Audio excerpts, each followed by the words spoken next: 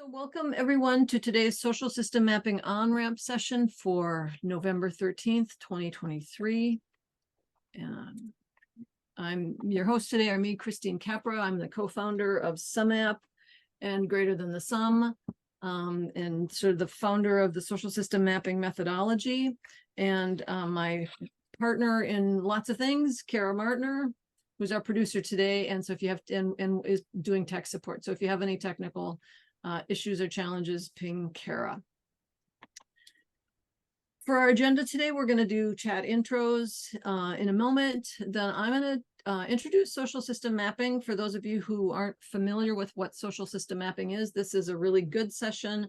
We have 3 sessions a month, and this one is the second Monday of the month. We always have an on-ramp session where somebody shares a map. I'm doing it this time, but this is a really great place for you to get just a beginning introduction to social system mapping. So for those of you who aren't familiar with it, you came to the right place. So I'm going to introduce social system mapping and then our theory of transformation, why we think that social system mapping can be transformative. I'm going to share the social system map that we made for the Human Systems Dynamics Network several years ago. I'll walk you through just the functionality and what it's trying to do, and then it'll open it up for questions and answers.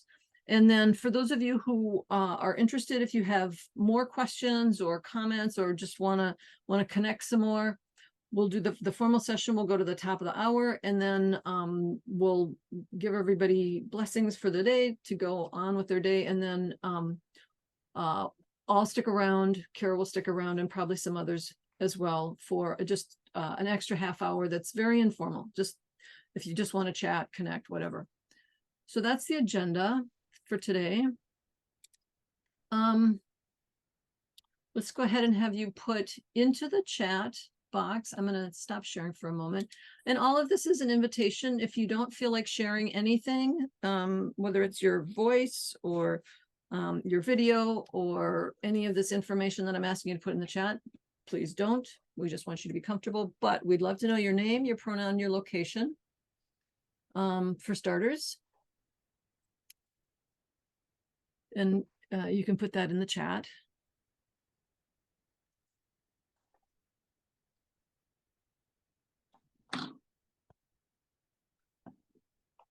Mary Patrick's in Kenya. We have a very spread out group today. We have another person joining us.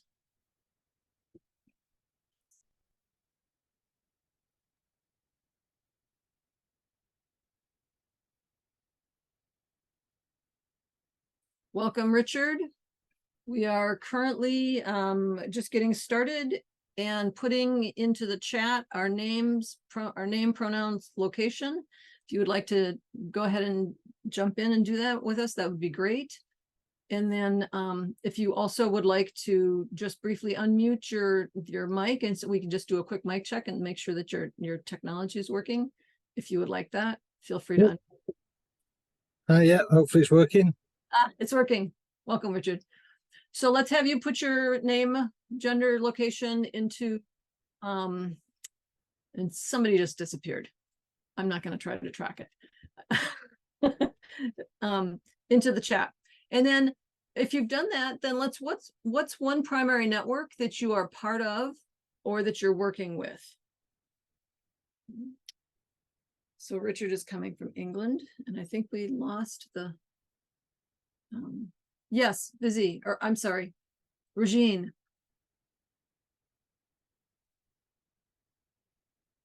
You're okay? Okay. Oh, it was Denise we lost. Okay, she's coming back here. Okay, and yes, Julian's in New Zealand. Glad to have you. So right now, for anybody who just didn't catch it, we're putting into the chat a primary network that we're part of or working with. And just to know a little bit about the work that is informing your presence with us. And so as you can see, there are a number of us whose network, this is our primary network. But also then there's lots of other kind of work that's being done that we hope can be supported or are curious if it can be supported by social system mapping. Okay, so Richard and I see. Jim invited Richard. Got it.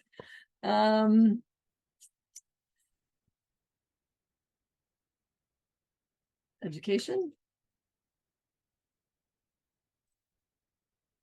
Okay. Molly, anti-racism, and Denise, the advancement of Black communities. All right. And then lastly, what brings you here today?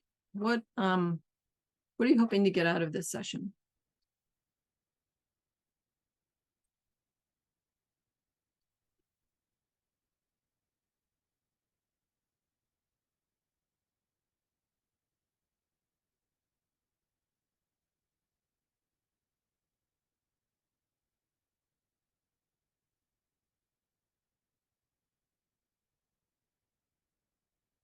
See, Regine is curious. We're letting in one more person. Welcome, James. Welcome. If you'd like to just say hi, we're just hi. That's our mic check. Cool. And then we're just putting in the chat. We're almost done with our introductions, but if you would like to join in introducing yourself, the questions we've been addressing are your name, pronouns, and location. Second is a network that you're part of or working with. And then the third is what brings you here? What are you hoping to get out of your session today?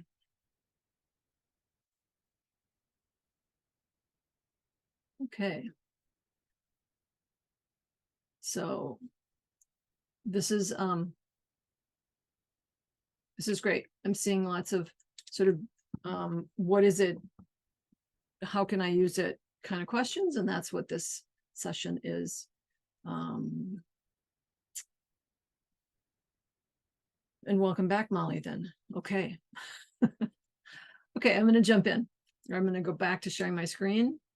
And we're going to go through I'm going to kind of whiz through some of the pieces of the introduction so that we can focus on getting hands-on and getting your questions answered. But if there's a piece of what I say as I'm whizzing through this introduction that you need clarification on, just like you just can't go forward if I don't explain myself a little better, please feel free to interrupt.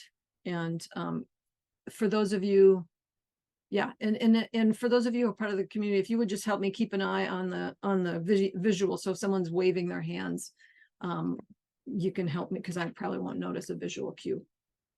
Although I'll notice a verbal one, an audible cue. So, okay. So what is social system mapping? Well, I like to say that social system mapping is essentially a mashup.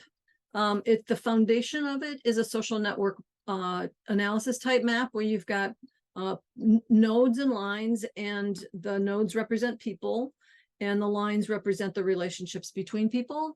But it can also, that foundation, we add to it things like an asset map or concepts that are relevant within a certain particular system or parts of the system that a network is trying to change. So it also has a system map in terms of, or elements of a system map, like a causal loop diagram map, and stakeholder. This happens to me every time. I've been doing this for years. I could do it in my sleep, and I still get anxious, especially when there are new people. So I'm slowing myself down. And also components of a stakeholder map. So it has a lot of similarity to all of these maps, and it looks a lot like most of these kinds of maps. And so visually, you might look at it, you see the notes, the dots and the lines, and you might think, yeah, I've got this. I get what's going on. But so it's very similar to them and it's a mashup of them, but it also is different than any of these kinds of maps simply because it's a mashup, so that it's far more dimensional and complex, and a social system map evolves over time.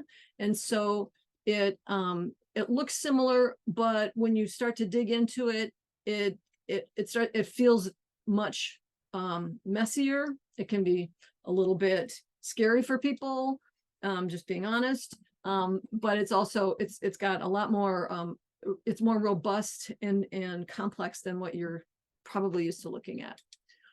It's online, it's interactive, it's accessible generally to everyone in a network, and we're going to see all of that in a couple of minutes. It's iterative, emergent, dynamic, and it's really an ongoing collective practice. So we like to think of it more of a process than a product. And I'll talk about why that is in a minute. But the purpose of social system mapping really is about supporting systemic transformation.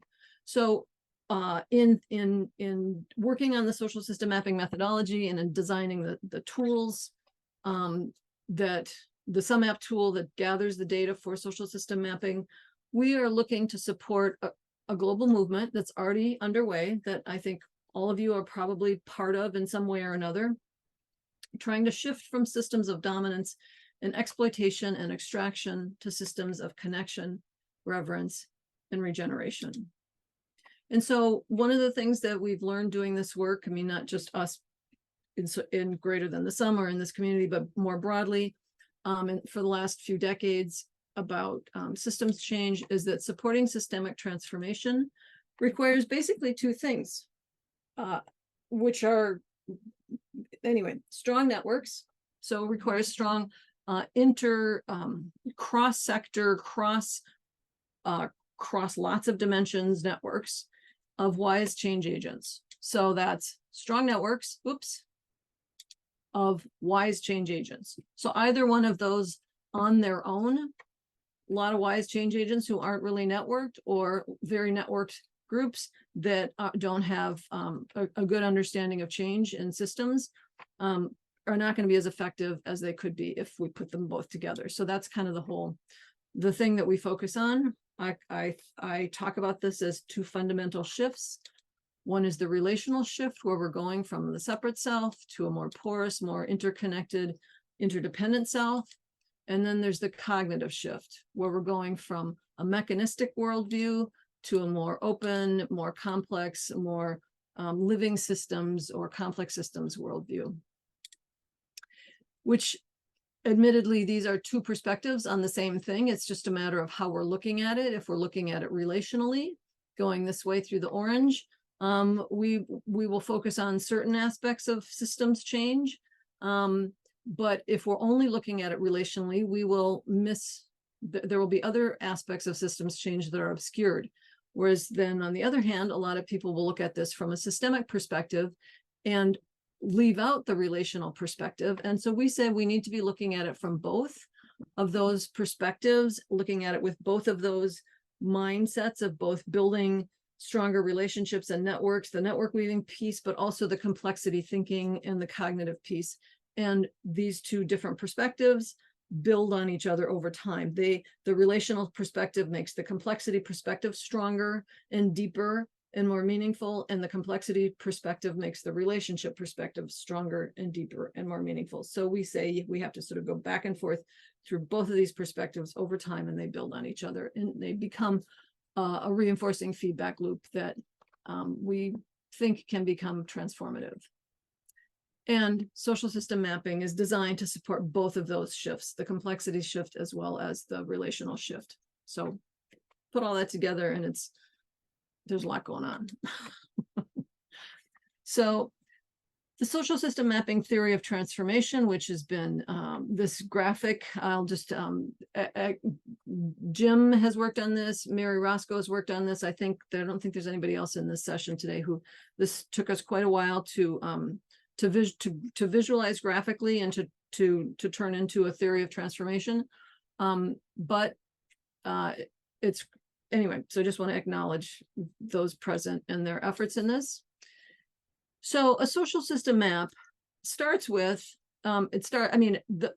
before there can be a social system map, there needs to be a group of people who have some kind of purpose or concern in common that has to do with some kind of shifting of a system. So it might be huge, like global economic systems, or it might just be, how does our, how do the cohort of our training program stay in touch and continue its work together. So system can be any size, but so we start out with a bunch of people with something in common, some kind of purpose or intention or desire or need in common. They might know each other already. They might know that they have this thing in common, or they might not. They might be coordinating already, or they might not.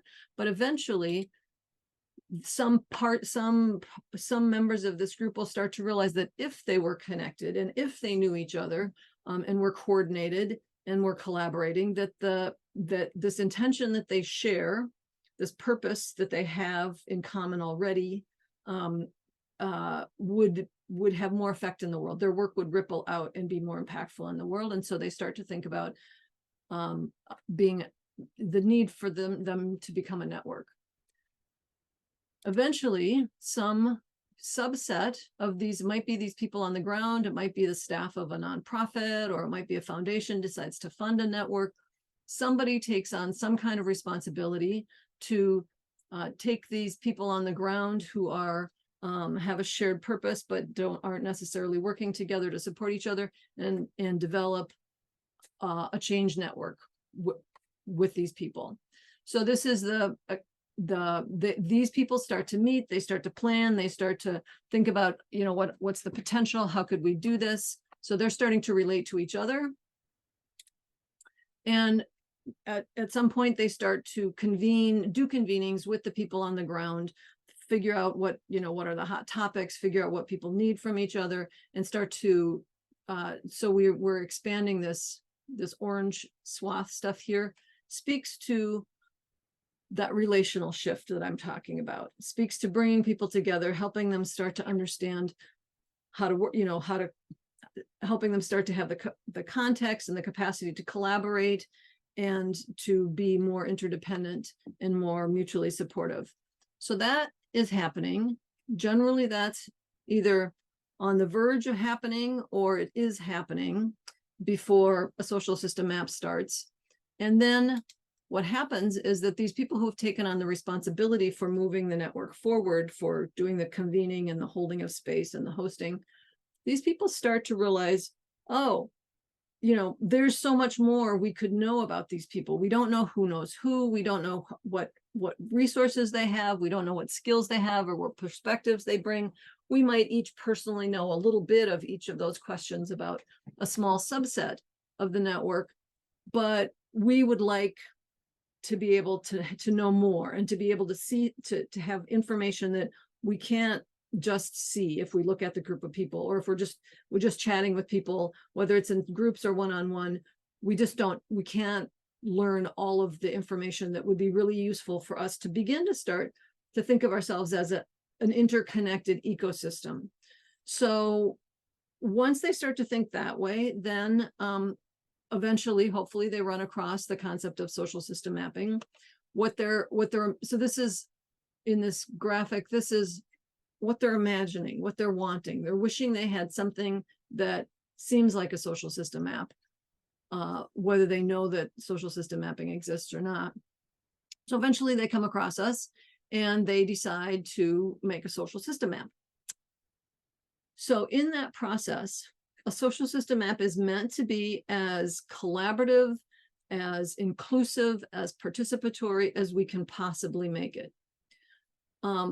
And so in an ideal world, we would have, all these people on the ground help with this process, or we would have someone from all the different subgroups represent what's going to go into them and help us define what is it we really want to map, what matters for us to know about each other, which really is connected to what is the reality that we want to reflect and what is the reality that we want to be creating in this process.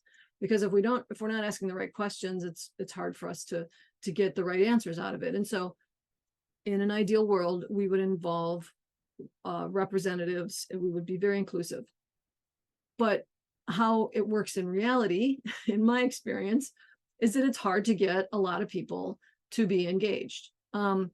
It depends on the maturity of the network. It depends on the existing sophistication around systems. Sometimes it's a very systems savvy, complexity savvy network, and there are a number of people who go, yeah, I get it, I want to help with that. Sometimes you have a context where you have a population of people who have been researched in ways that are traumatizing or extractive or abusive, and they are understandably sensitive to how data is going to be used in that context, and they aren't super excited about starting a project that feels like it could be used in an extractive way. And so and in general, most people haven't experienced a social system map, so they don't really know how it could be used and if it's going to be valuable or not. And so often what you have is you're trying to get people to engage, and sometimes you've got great engagement, and sometimes you just have, not a lot, because people are very usually the people that you're going to want to include are the people who are the most active and stretched and busy in your network as it is. And so they're likely to kind of go, yeah, whatever, no, I don't want to do that. So rather than let that get us down, and rather than have that put the brakes on everything, we just do the best we can with what we know. These people in the center have some connection to this whole network, have some connection to the whole overall purpose. They might not represent all the parts of the system perfectly, but we say get started because it's iterative. And once we have something that people can put their hands on and actually engage with, then they'll see how it can be used. And then we can start to iterate and move it more towards their specific needs. So these people design a survey. We gather the data from the people on the ground. The data goes up into the social system map. It's not up. It is on the graphic, but it just goes into the universe of the whatever's the internet, that virtual place. Data goes into there, into a map, and then the whole network has access to it and can use it and can see what's there. Usually in the beginning, it's just going to be these people who have, I'm saying, taken on responsibility, the core of the network, whatever. These people are going to start using the map mostly for relationship building purposes. They're going to find topics to convene around. They're going to find people to introduce to one another because of seeing somebody needs something and somebody has something to offer, things like that. So in the beginning, it's often the core, but the core also, in order to make this theory of transformation move forward, we'll be sharing the story of what we're learning from the map, what we're seeing in the map, how the map is informing us and supporting the work that we're doing, so that people start to recognize that the data that they're contributing to the map, even if they're not using it themselves, has value to the broader network and has, if not direct value to them, indirect value to them. And so we're sharing that story, and we're sharing the map with people as often as we can in as many contexts as we can find. And as we do that, the people on the ground are going to start to say, well, you left out this very important thing, or, that word is really obnoxious and I don't like it, or, there's a whole realm of reality that I think would be really great for us to include in the map. So you start to get feedback and you start to get input. And the thing we designed into sumApp to make this that actually enables all of what we're talking about is that sumApp is updatable, is changeable. So you can go in and change that data without losing it, without having to start over. It will just do a little find and replace and change words, or you can add a new survey question. So there's a lot of tweaking that you can do in the data gathering tool, which is called sumApp, which we've developed. And so that you can iterate and you can say, okay, that's really great. That's a really important thought. And, we're glad that we have your input. Put that into the survey or into sumApp, and then gather ask people to go back in and just answer that one question. They don't have to do the whole survey again. And so this process of sharing the map with the group gets input and gets further iteration, and so that the data becomes a little closer aligned with the purposes of the network.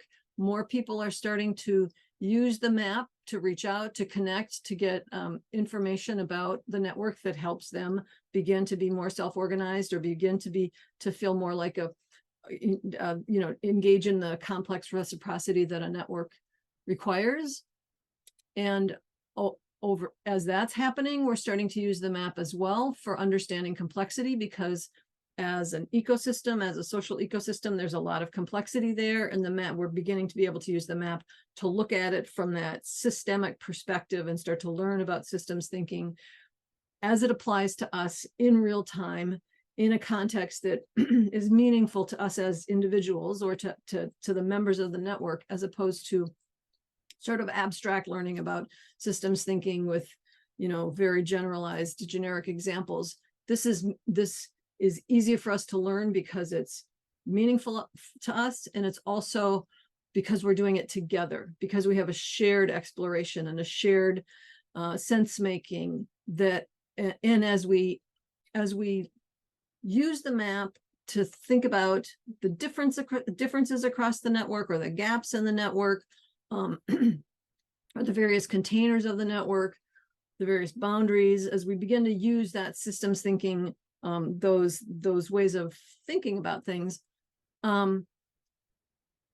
we're able to, we take those as opportunities to host deeper dialogue about what's really going on. So we're not sort of just skating along the surface. We're really beginning to use the map to say, oh yeah, we didn't ask about X, and we should have, and maybe we didn't ask about X because X is really sensitive and it's kind of scary. But if we figure out how to ask the question right and put it into the survey, in that process, we're having a conversation that helps us get deeper into it and helps us look at things from more perspectives. So over time, the data is getting closer and closer to the intention of the purpose of the network.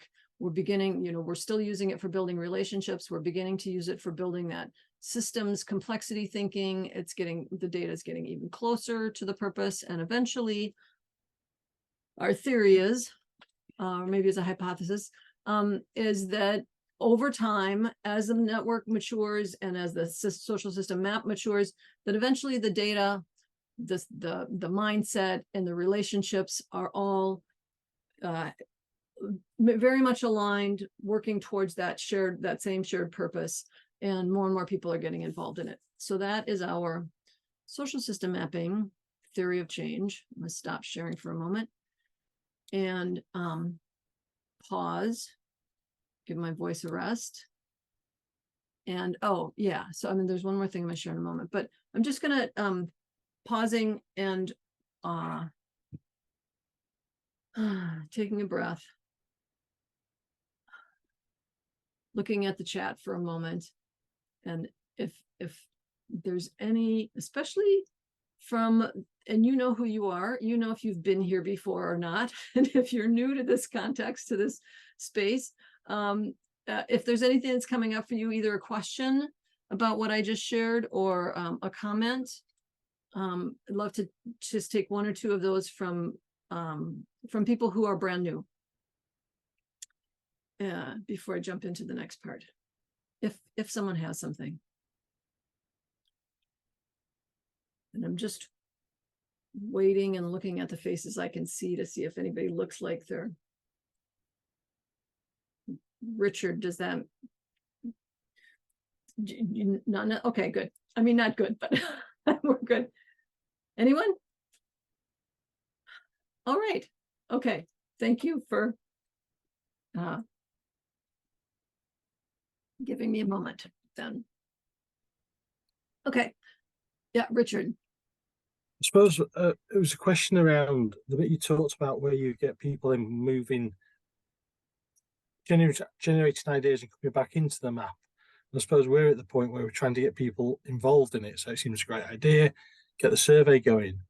Yeah. I suppose just in your experience, how easy is it to get that I like the idea of it being like a self-sufficient little ecosystem that goes round, but it feels harder to get people to come in and want to get that understanding that then they can change it, design it, and it goes back around to influence more. I suppose just looking at So,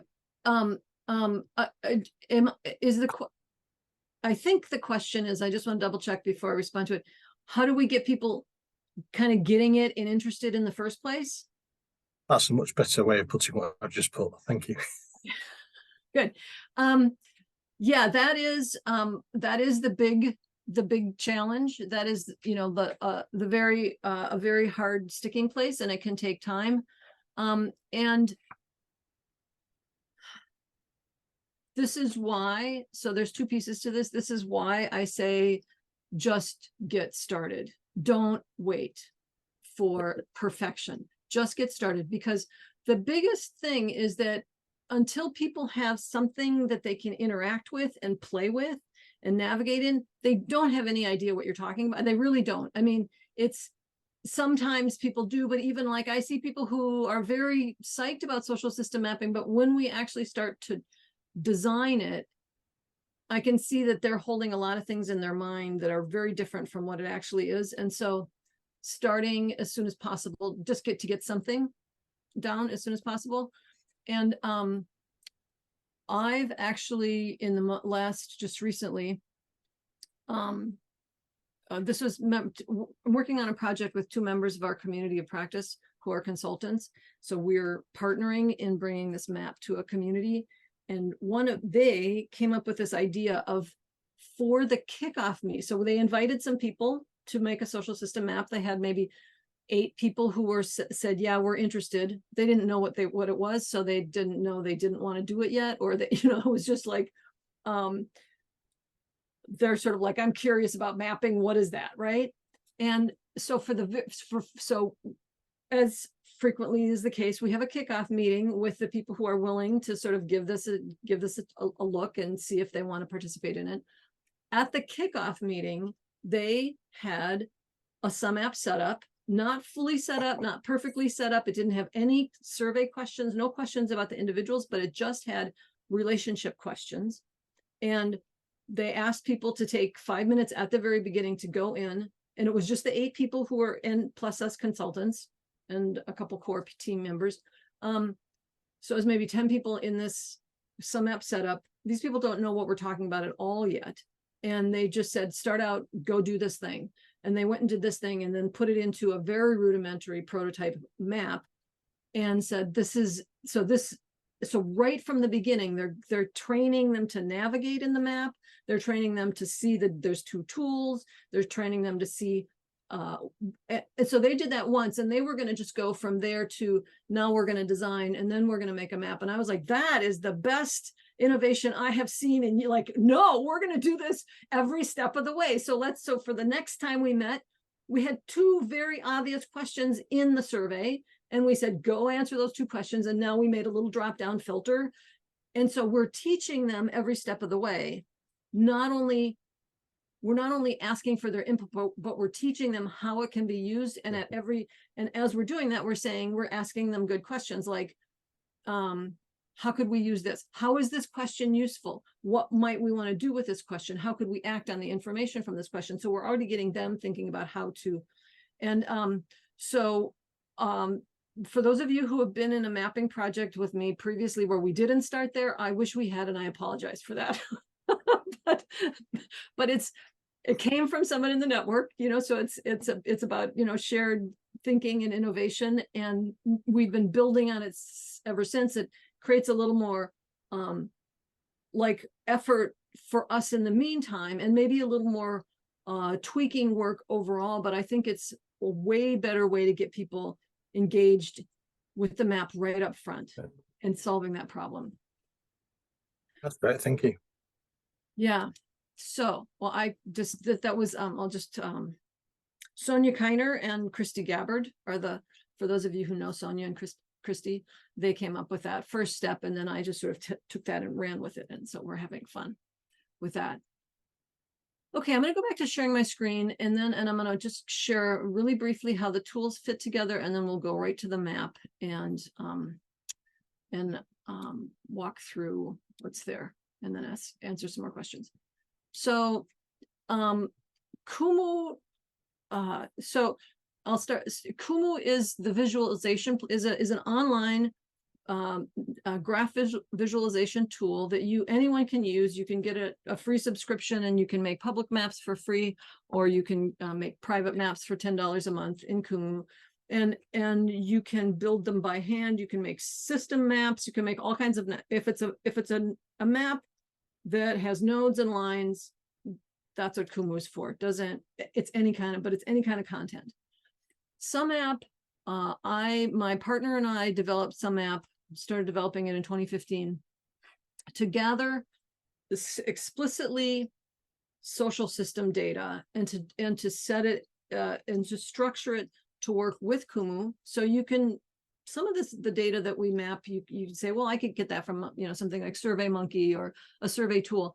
But the way the relationships are asked in sumApp is designed to be really user friendly for large networks, and all of the data gets structured so that we gather the data in the survey tool, and then we take that data and we have it structured so that it works perfectly in Kumu. So there's a link that dumps the data into Kumu. Then in Kumu, someone with some comfort with Kumu, with some skills with Kumu, makes views that enable you to look at the data the way you want to look at the data that's gathered. And so you make maps in Kumu, and then from Kumu, we take a link from Kumu and embed that back into sumApp. So if you're making a social system map, you're working in two platforms. You're gathering the data in sumApp and you're visualizing the data in Kumu. But for your network members, they don't need to get a Kumu account. You don't need to give them permissions to go into the map, which could be really cumbersome. They just need to have, they each have their own sumApp link. So they're always, whenever they go into sumApp, they see the data they've given, they can change it, they can update their connections, and the map is right in sumApp. So your members just have one interface to work with.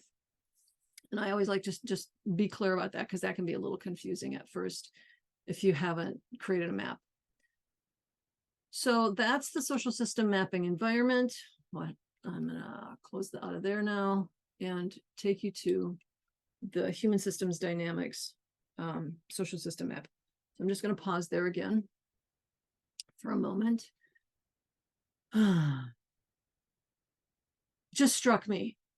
Maybe one of the reasons I get so anxious is because I'm talking, and as I'm talking, I sort of start to talk faster, and then I'm not breathing as deeply. And so maybe my body is telling me that there's tension. I just noticed a little feedback loop, because thought I'd share that. Okay, so for those of you who don't know, the Human Systems Dynamics Institute is founded by Glenda Ouyang roughly 20 years ago. She's been doing this work for over 30 years. And they work with organizations and large governmental bodies and things like large hospital systems. They've been doing this work. Glenda's been doing this work all over the world for over 20 years, 30 years. And they also do trainings. They also have a training system, and so people can go through the training and become a practitioner of human systems dynamics. I'm a practitioner of human systems dynamics. It's a local close to where I live. So I mean, in the state where I live. So I know a lot of people who are also practitioners. And so this map we did with Glenda, started it, I think, in 2017 or 18. And it's a map of the people who have become human systems dynamics practitioners. So it's a map of that particular network. So just for those of you who are new, I'm just going to give you a couple navigational pointers. There's the side panel. The side panel is, all of this is custom. It's designed for the context. Each of these views is a different way. It's all taking We're taking this data set from sumApp and dumping it into Kumu. And then we take the data and we make different views to show the data the way we want to look at it. So we start usually with a directory view because it's the simplest that we can get.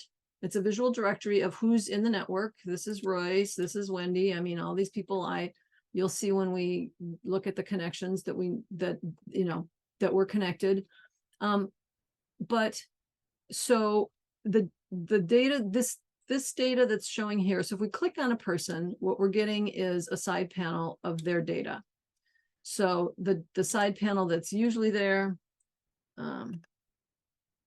this is for the whole map, but then we can see, if we click on something, we can see information about that particular person. All of this data that's here is gathered in sumApp. So these are the responses to the survey. And then we can take the data, any categorical data, and create filters out of it. So here we've asked people what country are they in. So let's look for the people who are in South Africa. And we've got 4 in the network who are from South Africa.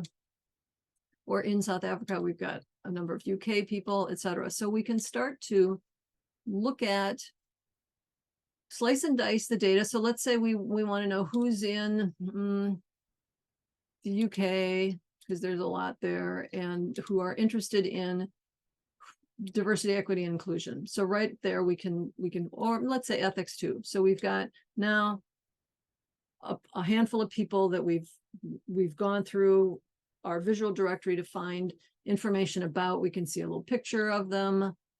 That's one sideways, etc. So James asked, does demographic data come from the optional custom survey? No.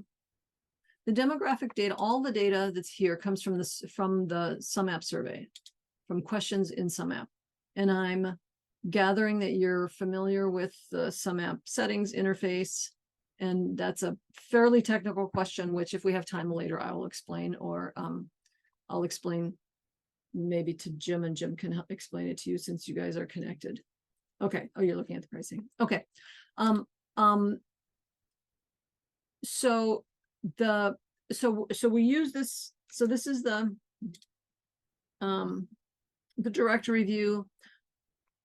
We make it as visually simple as possible, because like I said, there's a lot of information here. And if people start with a spaghetti pile, they can quickly and easily get overwhelmed. So we're starting just like with introducing people to the whole concept and engaging with things a little bit at a time. We're breaking it down a little bit at a time to help step them into the full complexity of what's in a social system map.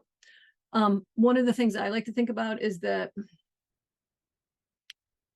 part of thinking systemically means being able to deal with complexity, the overwhelm of complexity, and to be able to discern the signal from the noise.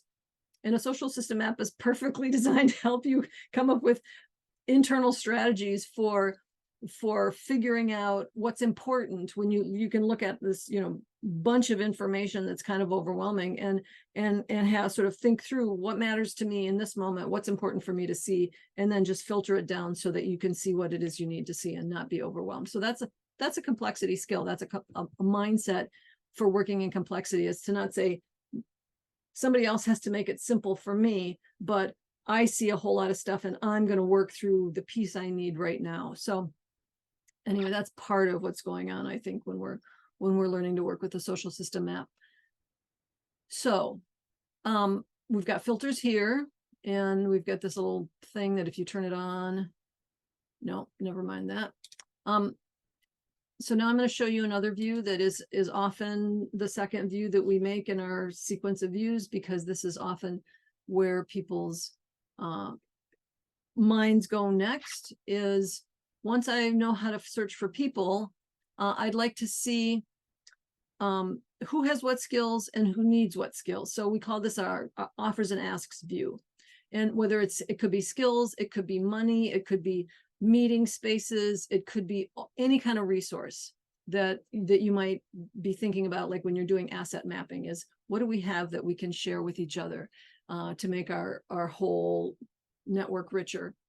And so for this particular network, it was about some of the systems thinking skills. In your network, it could be something very different. It depends. So all of this, again, is custom designed for the specific context. And so here, there's these in human systems dynamics, they have models and what they call models and methods. So one model is the landscape diagram, another model or method is the same and different. And so we've asked everybody hang on a second, stop bouncing around, would you? You know, what's your relationship essentially to each of these skills? And I'm just gonna, what was that? Same different. I'm filtering this down so that now I'm just seeing this one skill that I'm interested in at the moment. There's other ways I might want to look at this, but this is there's a lot of data here, so I'm making it simpler. So we can see that everyone who's got a dark green line connection to same and different, they're like, yeah, I got that. I know how to work with that tool. I use it all the time, and I'd be happy to teach somebody how to use it. And if someone has a gray dotted line, that means they're saying, I'm still struggling with that, or I have a need. I could use some help with same and different.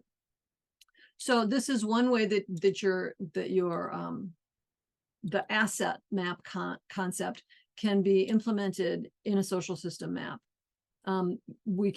Another way this can be used is, for instance, when we first made this map, Glenda went through and looked at each of the models and methods to see where there were the most people who wanted help with it.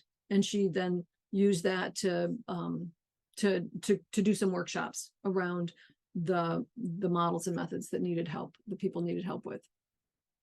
So that's another way we can slice and dice the data. And then another way, and this is the one that calls on the social network analysis structure, is, and I'm trying to, okay, what we call the involvement view or the network view. And this is, trying to get that to go away.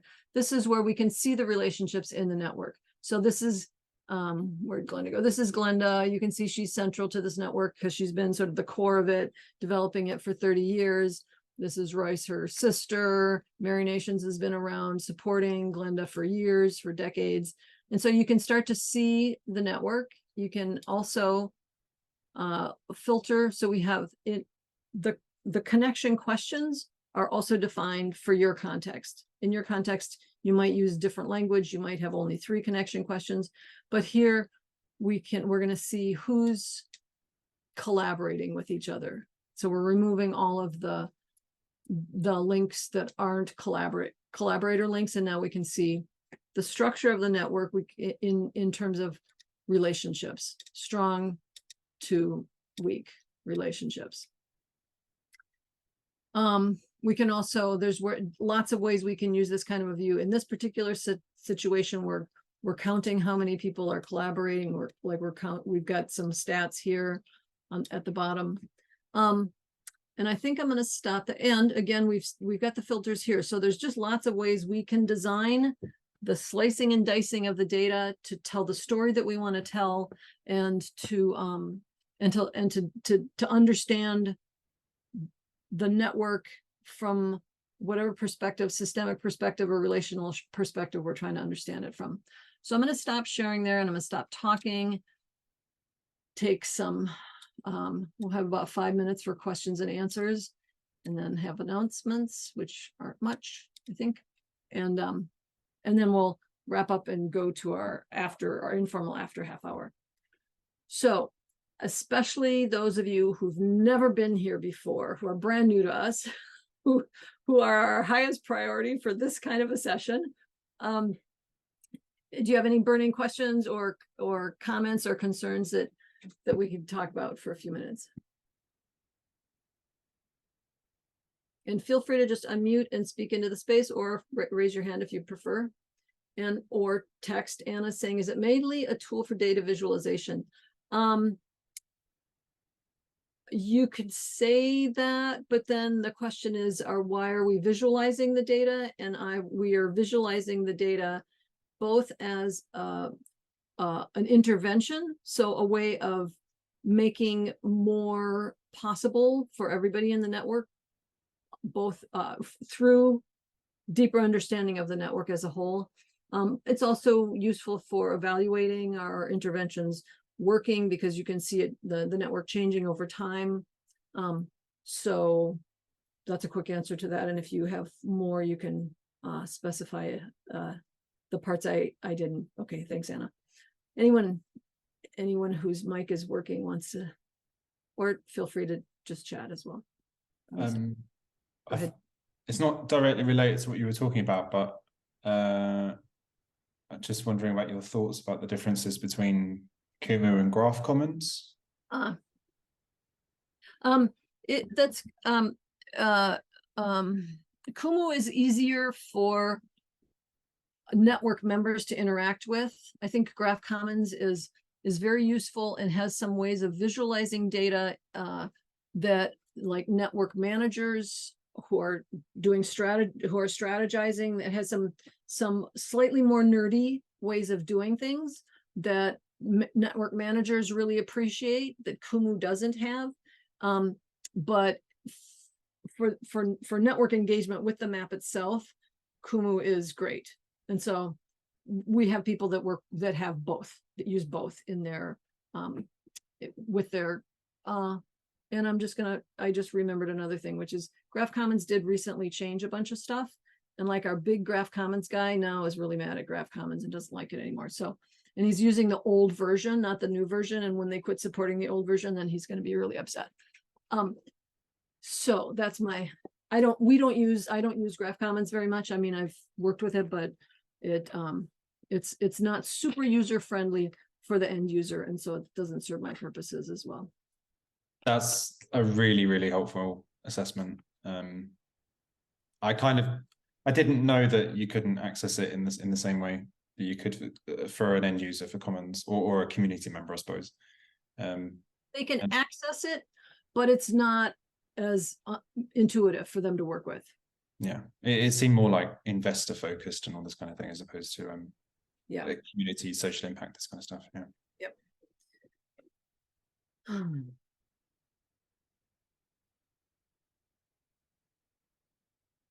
One more.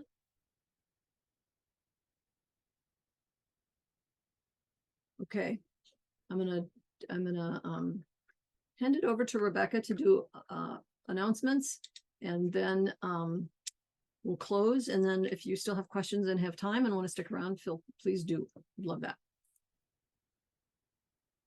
So it looks like their plans for 2024 are still in process among the core developers.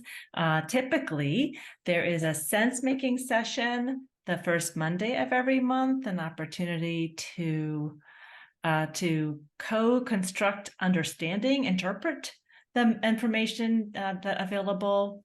The OnRamp is, like today, an example often, almost always, right, of a different kind of application of sumApp.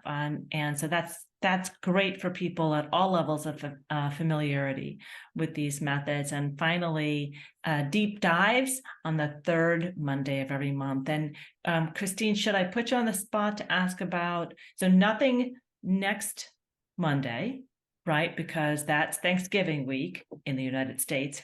And anything to share about December plans yet, or stay tuned on it? December, we have a new norm, which is we take December off from these Monday morning sessions, because we do it all year, and December is a good time to not do it. To take a break. So we will start back up again in January, and we may have some new things. We'll see. But yeah, so let's go ahead and really appreciate everyone's attention, everyone's coming and being here, especially if you got up at 5 a.m. Oh, no way could I do that. It would be pretty special. So thank you so much for being here. We have a little goodbye ritual, which we'll do now. And then if you want to stick around, just stay on after the goodbye ritual is done. But the goodbye ritual, hey, Denise, hi. The goodbye ritual is so I'm just going to count down 3, 2, 1, and then we're just going to all unmute, and all at the same time we're just going to tell each other our blessings or our love and our wishes for the day, and then with that go ahead and hop off if that's what you're going to do. So if you're going to do this with us, go ahead and unmute.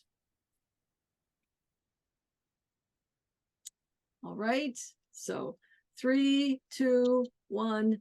Thank you all. Happy So Monday, Thank you. everybody. Happy day from the Wonderful to leftovers continue to to see the you US. faces. Hope you have a wonderful Happy week. New Year.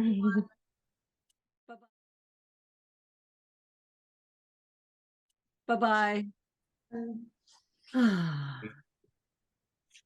Okay, Thank you, Christine. That was really helpful.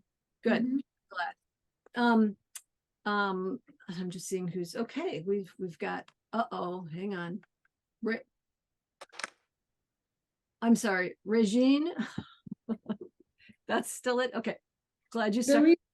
It's because I'm on an iPad, so my fingers keep going. It looks like I'm raising my hand, but I'm not. Your But touch. I would Yeah. like to know what's the best first step, because I kind of stumbled on this. So what would be a first step? I have to ask some questions because there isn't a perfect first step. What did you try, and what was the stumble? I don't even remember. It was on the internet. It was I was doing, it had to do, I'm sure, with DEI, and I was floating around and I came to a spot, and then I saw this coming up on November 13th. So I've had some experience with data visualization, and I'm working with a group on DEI and building their network. So I think this is something that could be useful. Cool. So I want to try it out, I guess. Okay. I think I can. So, I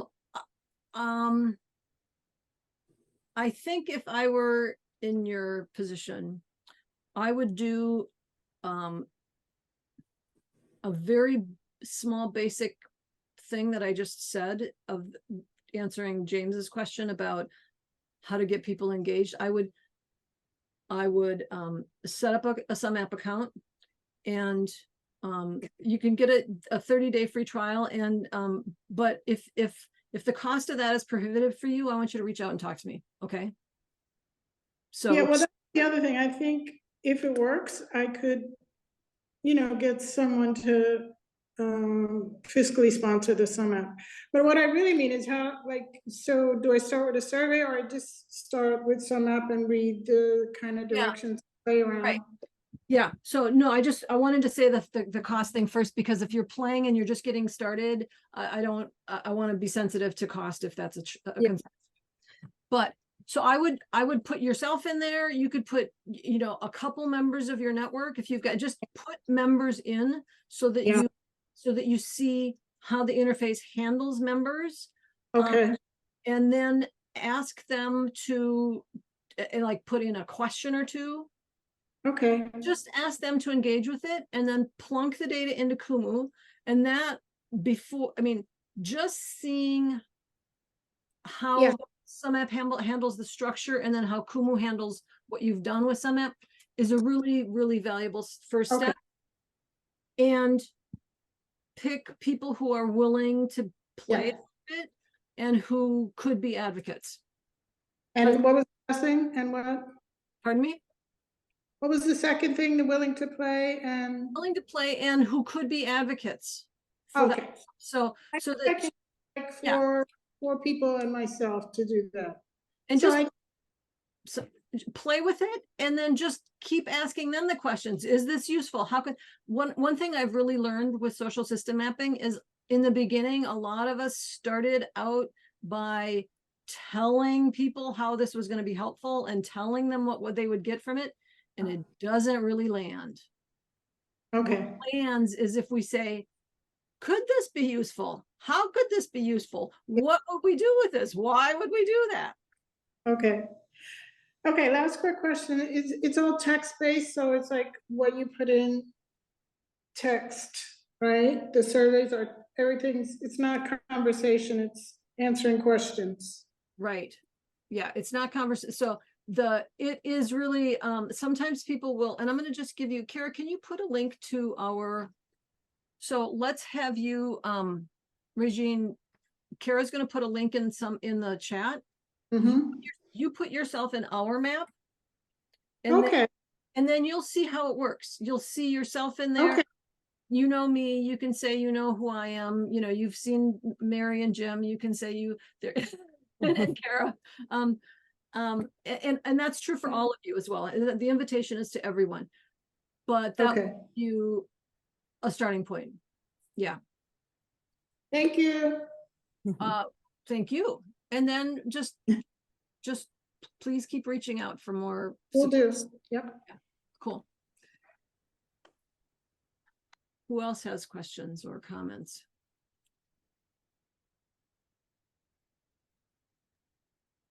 Well, I suppose building on that, I came to a few of these. It's been quite some time, and I started working with Kumu in large part because my background is in design and in visualization, and I don't know that I've ever collected data. So I must have gone to sumApp and then thought, this is water that's too deep for me and I don't understand the language, even though I have been to some of the presentations. And I think I put myself on the community of practice map. I'll check. I think I felt like a fraud when I did because I don't collect data so far. And then at the same time, I've done a lot of studying of elder care. I've worked with a physician, we've sort of conceptualized ideas.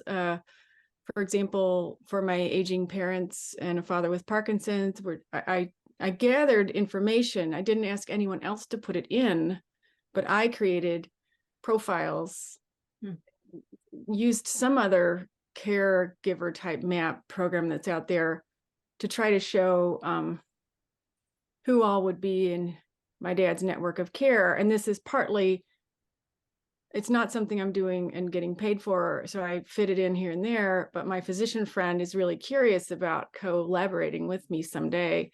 So I kind of get into it and then I step away because I get a little lost in the language and such. I suppose my question, my thought is similar to the woman who just left and I forgot her name. Right. That I would just go ahead and dive into sumApp instead of starting with Kumu. Am I right about that? Well, there's sort of, so Kumu has everything has a learning curve, but the Kumu learning curve is bigger than the sumApp learning curve. If you're familiar with any kind of, you said you haven't ever gathered data, but if you have ever done anything like a SurveyMonkey or a Google form, right, a lot, or sumApp is a lot like that. Okay. And so that's fairly simple. Right. With Kumu, there's a big piece of the learning curve which we take away, which is the structure of the data. Mm-hmm. You can spend a lot of time trying to figure out how your spreadsheets are supposed to work and fiddling with that. Okay. sumApp just does it right. So you don't have to think about spreadsheets. You never have to interact with the data structure. And then you can just interact with the actual visualization pieces. Okay. And so having some kind of data coming from sumApp and going into Kumu is a better starting place than just starting raw with no sumApp data, because then you have to think about structure as well. And that's just an unnecessary additional confusion. Right, okay, because I have tried a number of the types of maps. I've just tried Yeah. own Use- concept, over there in Kumu. Yeah, for everybody, if you start a prototype map in Kumu, use the custom template. Do Okay, not use any of the other templates, because those come preloaded with specific settings that don't actually serve your purpose, and that you can't find the setting to undo it, and so it will drive you crazy. So just Right. start with a non-settings, no presets of cert. Yeah, so start with a custom. There was one more thing I wanted to say. You could start a sumApp account, put manually yourself, just for your own learning experience, right, put in some of those members of your dad's network, like put your dad in there, put the doctor, yourself, and then answer some of the relationship questions, like figure out what would the relationship questions be. So if you're manually inputting it, then you could probably reproduce what you've already done using, depending on how much is in there that you've already, and that would give you a really big starting point of understanding what's possible and how to play with it. So I would learn if I don't have any cooperators, Yeah. I can pretend to be those people at first. Yes. Great, thank you. Yeah. Molly, I just checked and you did fill out the survey Okay, for the sumApp map, so that may give you some clues. great. Yeah, I'll go and look at that again. Thank you. Okay. And Kara, will you also put get my link? You probably wouldn't hurt to update it. Yes. Molly, if you're in Oh, I bet. Yeah. So this is partly us learning to practice what we preach, which is invite people to the map, remind people to update it, sort of the whole actually using the map for our work. And then in, figuring out if there's people to reach out to ask for, like if they would be willing to spend a little time walking you through something or answering your questions. That's another piece. And I think, Molly, there have been other people interested in similar things in what you're doing. Yeah. I think what I find, for what it's worth, I don't know if it's helpful to you, but I continue to be interested in the vision and everything you said today. I write lots of notes. When I get into the realms where it's me and the interface, and I don't know a number of I think it's maybe the lexicon sometimes that will bring up concerns that I don't speak the same language or something, which is probably, I'm bringing a lot of my own internal self biases there, but I sort of slow down. So yeah, I think I could start making a list of names or acronyms I don't understand and just ask, Yeah. In fact, we once had one guy who suggested that he would be willing to make a glossary. His attention has gone elsewhere. So if you make a list, you could get answers and then you could share it with us and we'd have the beginning glossary for other people. I'd be happy to do that. I like a good glossary. And it can be helpful. So yeah. Thank you. Yeah. So I'm just gonna so what you just said though is really common, that when we're dealing with complexity, suddenly we're faced with somebody else's language, or a language that we're not familiar with, or concepts that we're not familiar with. And so part of that shared learning is how do we learn, what do we do with that? Like we want to often just sort of like shrivel up or hide, or, just get slowed down. And what are strategies so even just what you just did is a complexity thinking piece, is to just say it and note it. And then we are together thinking about how to deal with that. Like, how can we make that easier for other people? So this is part of just in my thinking, how we get better at dealing with complexity and support each other in our complexity processing, because it's always scary and it's always overwhelming if we don't have strategies and if we don't have buddies who can help us with it. So my little sermon for today. Hi, it's Julian. Hi, Julian.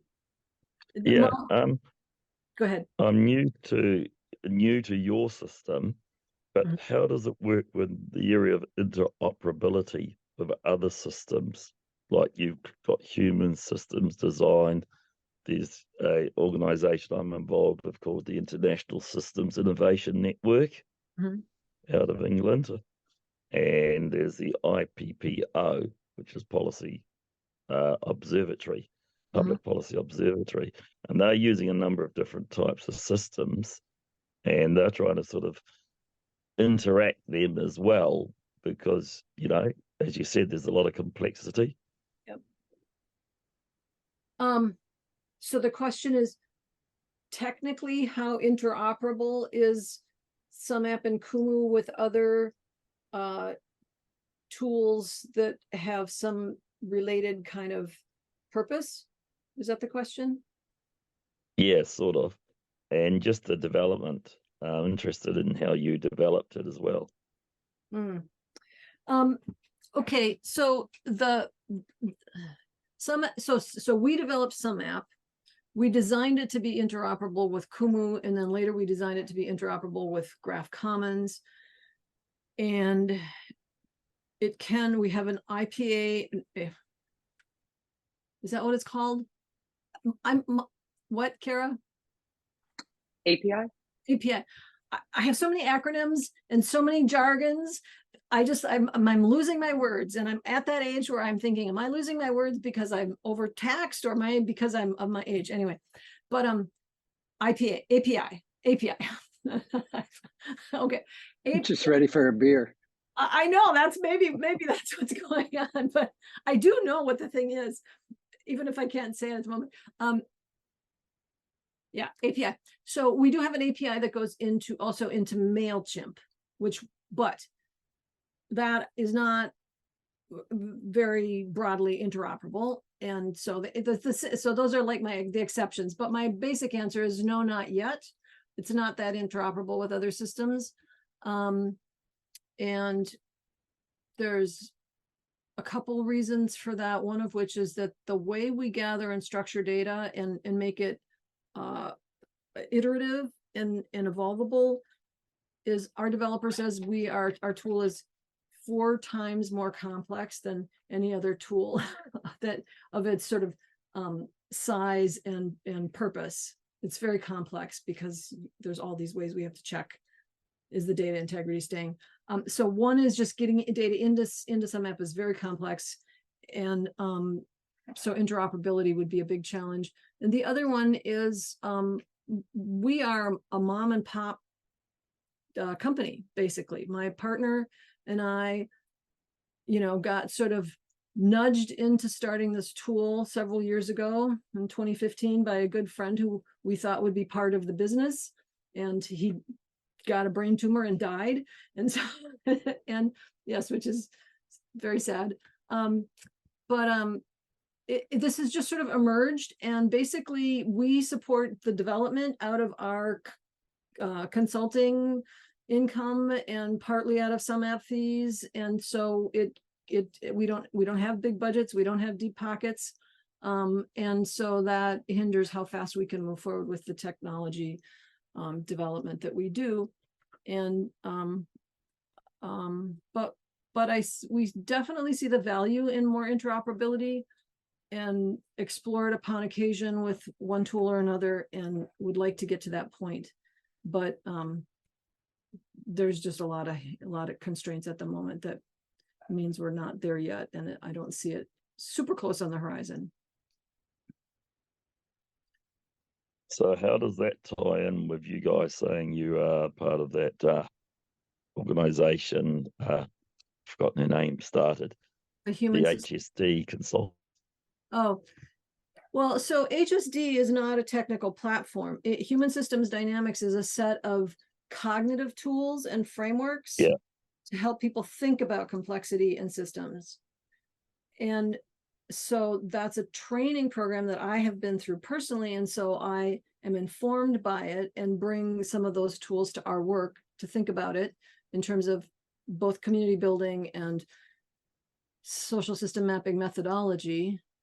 And we are this community of practice is very, we all have systems thinking, schools of thought or perspectives that we are attuned to and are informed by.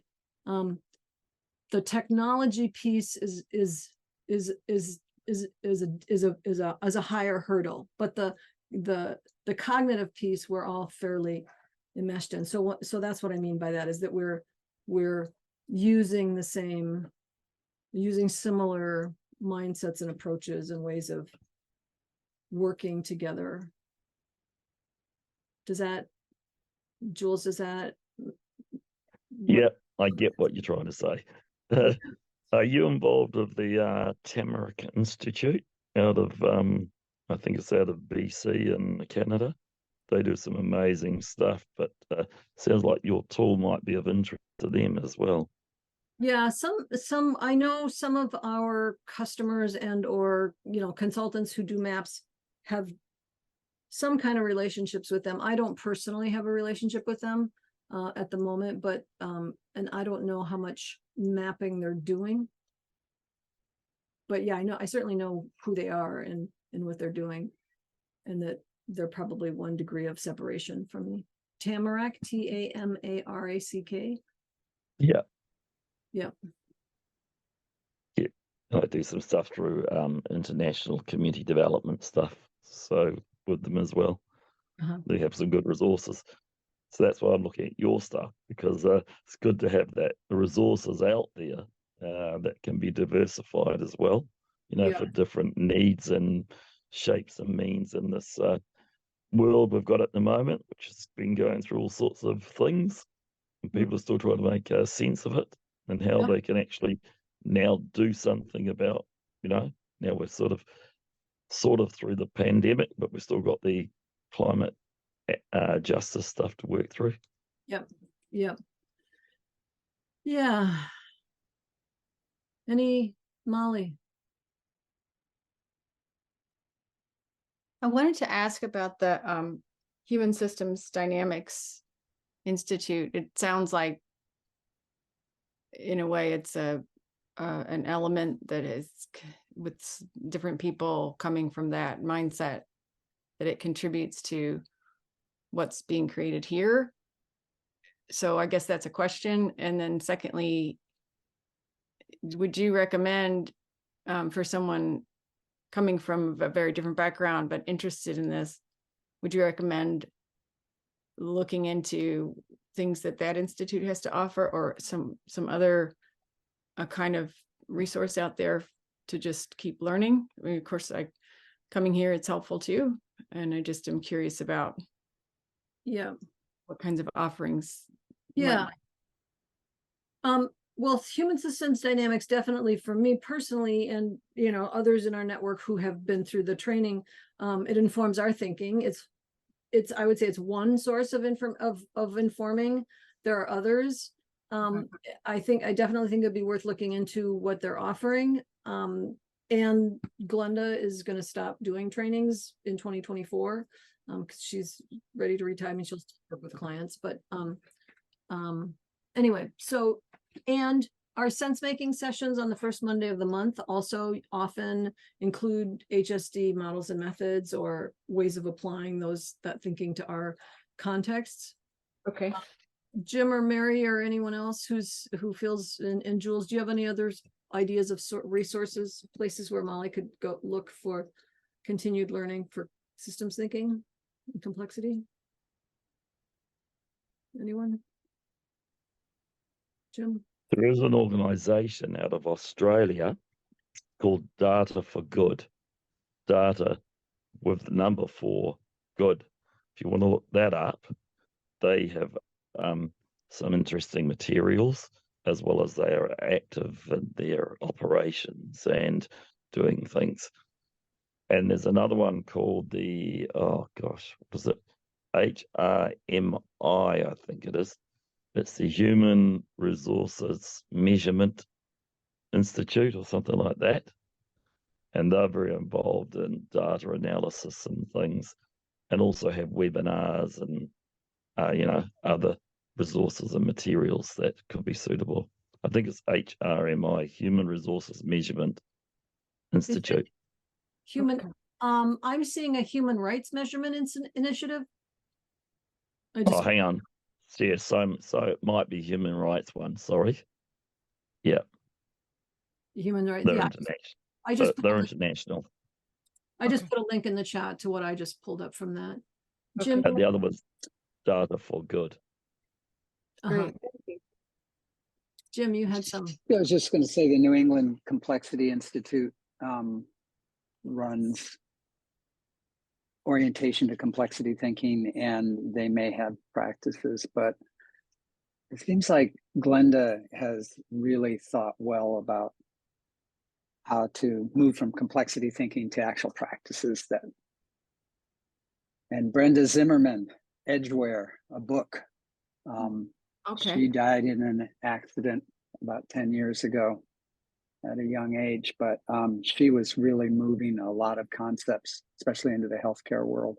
She has a lot of exercises that are complexity based, but are really applications, as did a Liberating Structures. liberatingstructures.com has practices that are useful in collective sense making. Okay. Thank you very much. Thanks, Kara. Molly, also, Christine has had, Greater Than the Sum has had several sessions where they've introduced some of the methodologies, and we have, I can send you a link to some of those sessions, Okay. Yeah. Thank you very much. or where you'll find those sessions. Yeah. Okay. I'd be interested in that as well. Okay. Could you put your emails? Molly, I probably have yours, but Mary, Kara just put the past recordings link in the chat. Is that- okay. Sure. No, I was the use cases, Oh, the use cases. the coda. Yeah. Thank you. I think Kara can put that in the chat. Yeah. Kara, you're fast. Yeah. It's literally my job. So, if I think we have time for one more a quick thing, if someone has any. So, Richard, you've been mostly quiet. Was there something you wanted to ask or add to the conversation? No, just say it's been a really useful conversation. I think I'm at the start, and Jim's been very much appreciative of all help he's given us. But I think some of the stuff from today is going to help me describe the map. And I think taking that approach you said, Christine, in terms of, well, what do you want from it? What could it do? You know, those sort of questions that I can use in the session when I show it to them, to the community. Because I think it's got loads. Yeah, your head runs before you can think, and I think there's something about actually me just coming back down to asking that question of them, what would they want? So just to say thank you very much. I'm gonna have to shoot off now, unfortunately, but really found it very useful, so thanks. Great, good, glad to hear it. Good luck. Yeah, and I was gonna just say an invitation both to Regine, you, and to Richard. If you do this and you find it successful, or you learn stuff from it, I would love to invite you, either one of you, now that you've sort of both said you're going to think this way, or Molly, to do a deep dive. Like, I would love to have us begin to share our just very rudimentary starting from scratch experiences and what you've learned from that. So love for you to stick around and keep getting support, and also consider remembering what's happening in a way that you could share with us at some future date. If you would be willing, we would love that. Yeah, definitely will, no problem. Great. See you later. And are the deep dives like that, where someone is presenting where they are in the middle of things or something? So that's part of what my hope has been, but the truth is I don't have the capacity to plan very far ahead of time, and to keep like, I have to find someone to share a map every month, and I don't even always get that dealt with. And so the idea, though, is, I mean, a big idea I have for the deep dives is to bring a use case and get either share your experience, and the use case could it be at any point and, you know, like it could be, you know, this is our first 6 months and we have 3 people on the, or 5 people on the map, but here's what I've learned and here's what I'd like to hear from the rest of you. So so use cases for advice, use cases for sharing learning. I would love for that to happen. And I don't track it well enough to invite that and to set that up. So I'm just putting it out there. If people offer, then I would respond. Right. Okay. Yeah. Gotcha. Yeah. Okay. Thank you. Thank you so much. Mhm. This is all. Thank you all. Thank you. Okay. Take Bye-bye. care.